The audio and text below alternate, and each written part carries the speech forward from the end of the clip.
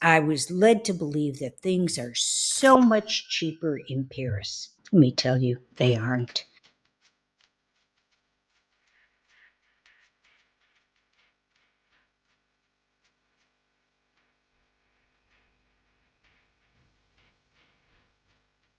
Hello, everyone, and welcome to Silver and Sensational. It is the I, as in Lois Mills, welcoming you back to my channel. And for those of you who are new, I have recently moved to Paris. And for those of you who have been following me, here we are. I am here now about 2.5 months. Yeah, I don't know where time goes, but I'm going to give you an idea of what daily life has been here for me. Let me just get right into things. So, firstly, I've settled in the apartment fairly well. Still a few things that need to be done by some repair maintenance people, but you know what? I've been on the wait list for 6 weeks and no one's appeared. And with all these magnificent windows, I have only one that opens. And the last 2 days have been extraordinarily hot, very unusual, 80 to 82 degrees, and no air conditioning. And really, with only one window to open, Jackie and I haven't been having a very good time with that. This prematurely hot weather annoys me. I hate hot weather. So I am preparing to get one of those portable air conditioners, which are ugly as sin, but they'll do the job. And there's no way I know that I can be here through the summer months without some form of air conditioning. So let me give you an idea of making some comparisons to life back in LA compared to Paris and kind of what I do on a daily basis. So generally speaking, I have my coffee in the morning at home and taking Jackie for a walk. I usually do that around 8 or 8:30. And believe me, this is kind of a late city.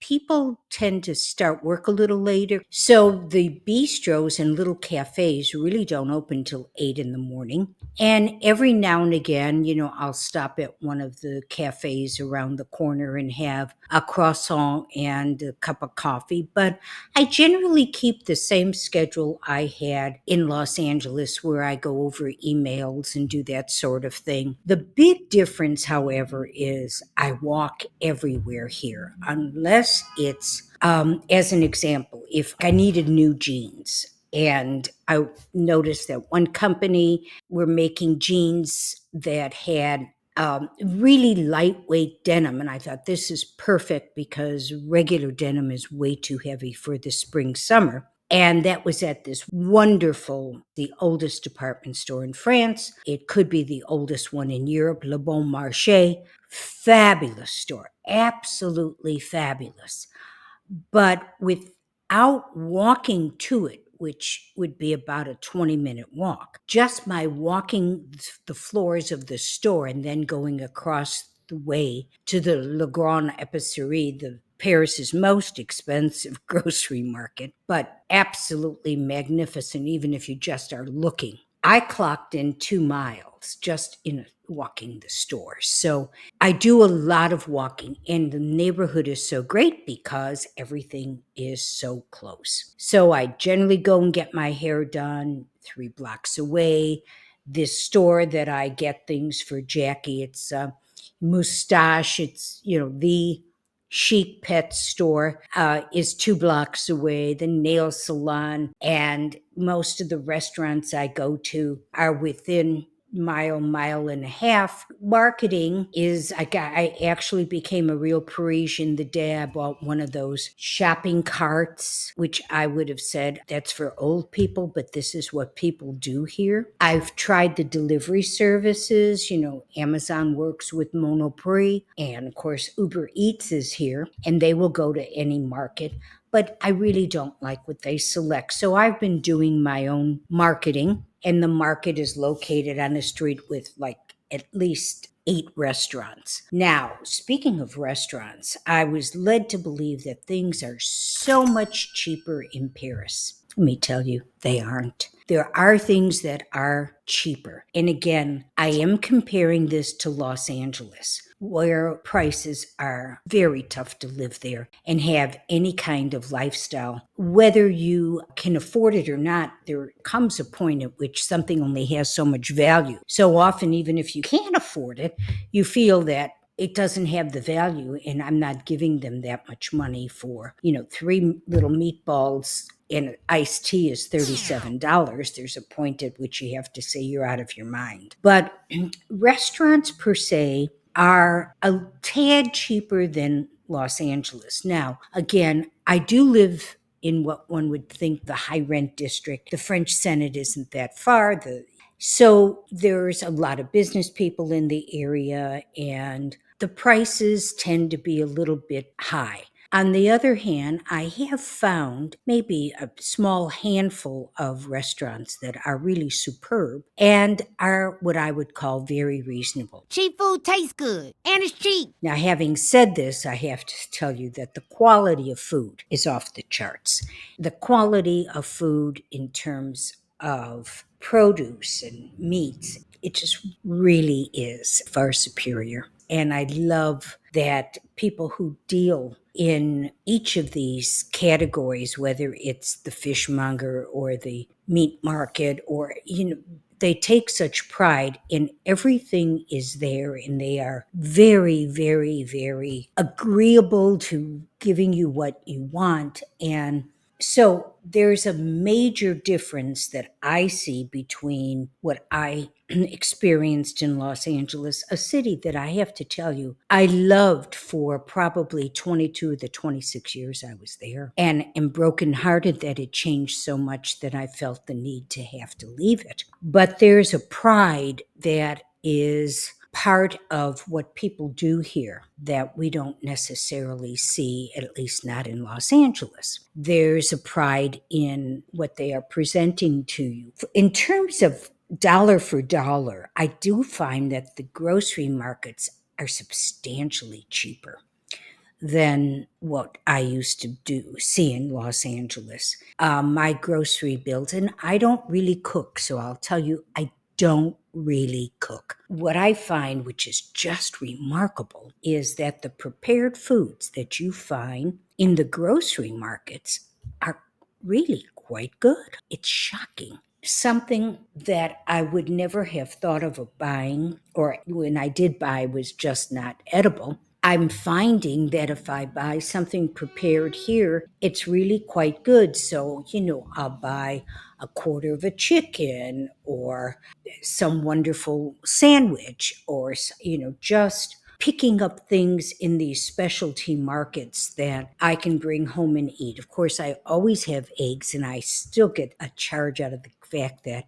because they don't wash off the eggshells, people store their eggs on the counter, which I get the biggest kick out of. That and butter, leaving it on the counter and nothing spoils. So, I do find I eat out probably of the 7 days, maybe 4 days, 4 of the 7 days, and I can pretty much keep my grocery and restaurant bills pretty much in tow. I know public transportation is excellent. I've yet to try it. At this point, the few places I have gone to have been an easy taxi ride. And that's probably next on my list to conquer, is to learn the public system, because where I live is so convenient. I mean, there's buses and metro outside my front door, but then so are taxi cabs outside my front door. So, I just pop out and into the cab and off I go. But I haven't really done all of the arrondissement that I probably would have if I were just visiting, because I am taking my time. And truth be told, it's been a huge adjustment in just trying to get things to operate. I mean, I did have help opening up a bank account, but the level of security to do anything from an ATM to making a wire transfer is at least twice as difficult as doing it in the United States. I don't know why, but it is. It's a highly secure system from your bank to your computer to your phone back to your computer. It gets very complicated, and the same with deliveries. Oh my word, deliveries. This has become such a bone of contention with me. I am probably this close to not having anything delivered. Now, do I need things delivered? Let me put it this way. If I need a few little items that I'm not going to go from place to place to see who's got what.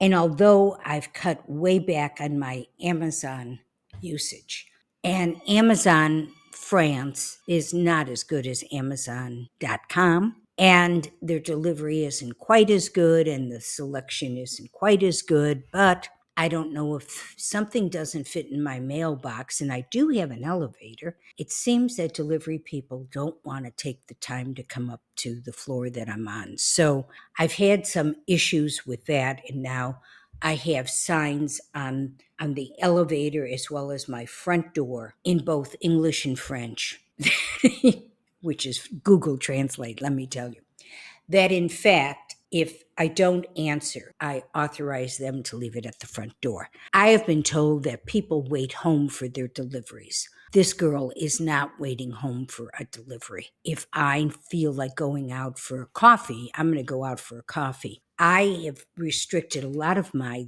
roaming around because of Jackie. If I can bring her everywhere, I think, but museums and churches and maybe one other place. But she's not comfortable in a lot of situations. So I leave her home on occasion, and guess what? I'm not going to leave her that long. So certainly I'm not going to wait home all day long for a package. Now, other Parisans, I can say this. A lot of the things I thought I had researched, and I find that I still didn't get the complete and true picture. There's a point at which, you can have all the advisors in the world, but some of the things you should really check out for yourself and check and double check. And I just want to say that as much as I'm enjoying my lifestyle here, I don't want to give anyone the impression that this is nirvana, because it isn't. It's right for me at this time in my life. But to think that, you're just going to up and move here, and, I was told, oh, you'll have more friends than you've ever had. And you know what? That's a crock of bull. Now, the one thing I have not made an effort to do, which I am starting this month, in addition to trying to learn the public transportation system, is I am looking, attend a couple of events from an American club, and just to see if it's a good place to meet people. I've picked up a couple of groups on Facebook, but so far, some of the events they planned, and some of them are for much younger people, but they're not exactly anything I would have a great interest in. So, this ease of meeting people, I don't know. I've always been out there telling you how to meet people. And believe me, if there's an opportunity for me to talk to somebody, I will. I will say this, I've mentioned before, the language doesn't seem to be that big a barrier as it was many years ago. But often and I hear plenty of Americans, these people, the Americans I'm listening to in restaurants or walking behind me or striking up a conversation as we're walking along the boulevard, they're visitors. So clearly they're not people that, are going to be good companions here, because they're here on holiday. There's, of course, I let people know I'm looking to meet other people, and I don't know how organic it will be. Fortunately for me, I am very used to being alone, and I really don't feel lonely, and this is kind of shocking to me that I don't feel lonely. I think I feel I should have more contact with people as a matter of being healthier. You know, uh, it's been proven that spending too much time alone is not the healthiest thing to do. So this month I have two events that I will be going to, which is made up of an expat group, and I'll let you know how it fares. So, as I said, I had been told, oh, you'll have wrong.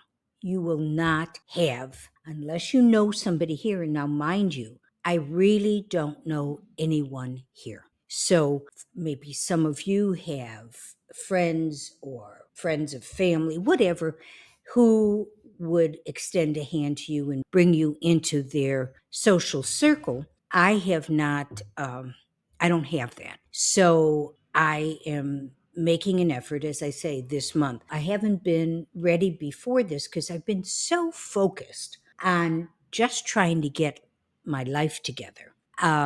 In terms of finding a place to live, getting to know what to do, what not to do. So I think I'm now ready to do a little bit of that. I'm also giving some thought to going maybe down to the south of France, or, doing a little travel before we get too many people traveling. Although it's my understanding, we're not going to be seeing a whole lot of people here given the economy at home. So, but that it really does affect the entire world. So we'll see what happens with tourists. One of the things that we do know is, or we're counting on, or at least people are speaking of, is that given what's going on in the States in terms of people visiting, that tourism will be way down. And that means that more Europeans will be traveling in Europe and not necessarily in North America. So there might be, a lot harder to find places to stay. And I always have to consider Jackie and her comfort level, although sometimes she just wants to be with me and I'm happy to accommodate her. So I don't know if I've given you any real idea of what to expect, except let me just bring it all together and give you a bottom line. I am not disappointed. I am not unhappy. I am not dissatisfied, but I can't say I'm elated. I'm on cloud nine. This is the best thing I've ever done. It's way too early for that. I'm still getting my bearings. I still don't know where all of this will lead to. And I now will be getting, as of this week, to see the first doctor since I've been here. And a lot will depend on the quality of care that I receive. Now, for sure, the quality of healthcare in France is far superior to the United States. But that's as a whole. I will tell you that my healthcare in Los Angeles, I had the greatest and best doctors a person could ask for.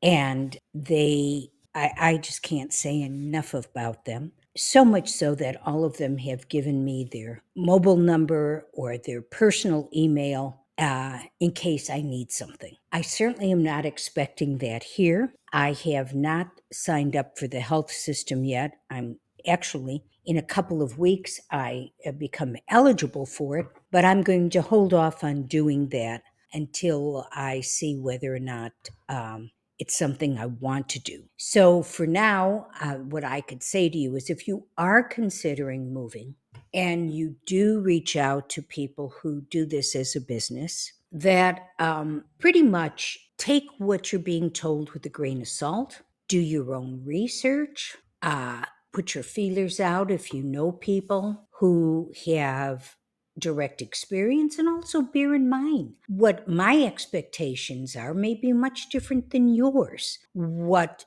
is right for me may not be right for you. So in the end, it's still, no matter who's guiding you, who's helping, in the end, it's still you that will have to live here and have to make this your home. So it really depends on you, the individual. But I do let you know that some of the things I listened to with further research found it wasn't exactly the way it was presented. And fortunately, dollar wise, it did not cost me anything. But had I not done my own research, it would have been, some of the money would have been wasted. So there's all kinds of people on YouTube besides me. Everybody's got a different take. I'm not out there trying to tell you this is the be all end all, nor am I saying stay home. I'm saying if it's right for you, it is, and if it isn't, it isn't. But the only way you know is if you put your foot on that plane or ship and come on over. So I hope it's been a little bit of a window into what's going on with me. In the meantime, I want to remind you that down in the description box is the link to the blog that comes out every Sunday. And if you haven't subscribed, please do so, because I really need the help and it doesn't cost anything and no one's going to bother you. And then, of course, do hit the notification bell and share me with your friends, family, contacts, Facebook friends, whatever. And I wish you all a wonderful week. Look after yourselves, and I say bye now.